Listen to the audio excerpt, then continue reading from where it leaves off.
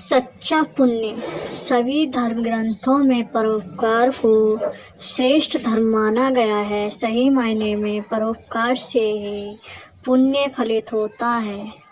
इस कहानी में भी उसी के बारे में बताई गई है। संत एकनाथ महाराष्ट्र के विख्यात संत थे। वह स्वभाव से अत्यंत सरल और परोपकारी थे। एक दिन उनके मन में विचार आया कि प्रयाग पहुंचकर त्रिवेणी में स्नान करें और फिर त्रिवेणी से पवित्र जल भर कर रामेश्वर में चढ़ाएं। उन्होंने अन्य संतों के समक्ष अपनी यह इच्छा व्यक्त की। सभी ने हर्ष जताते हुए सामूहिक यात्रा का निर्णय लिया। एकनाथ सभी संतों के साथ प्रयाग पहुंचे। सभी ने त्रिवेणी में स्नान किया। उसके बाद अपनी अपनी कावड़ में त्रिवेणी का पवित्र जल भर लिया। पूजा पाठ से निवृत्त होकर सब ने भोजन किया। फिर रामेश्वर की यात्रा पर निकल पड़े। संतों का यह समूह यात्रा के मध्य में ही था कि मार्ग में एक गधा दिखाई दिया। वह प्यास से तड़प रहा था और चल भी नहीं पा रहा था।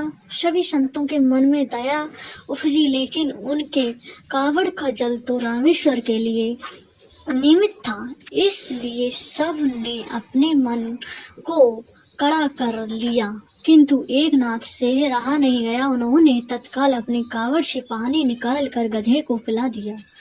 प्यास बुझने के बाद गधे को मानो नया जीवन प्राप्त हो गया।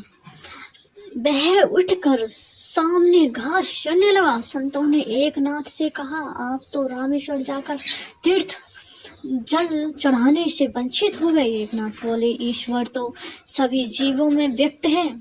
मैंने अपनी कावड़ से एक प्यासे जीव को पानी पिलाकर उनकी प्राण रक्षा की है। इसी से मुझे रामेश्वर जाने का पुण्य मिल गया। वस्तु तब धार्मिक विधि विद्वानों के पालन से बढ़कर मानवता का पालन है, जिसके निर्वाह पर ही सच्चा पुण्य प्राप्त होता है। सभी धर्म ग्रंथों में परोपकार को श्रेष्ठ धर्म माना गया है। सही मायने में परोपकार से ही पुण्य फलित होता है। ईश्वर की सच्ची उपासना भी यही है।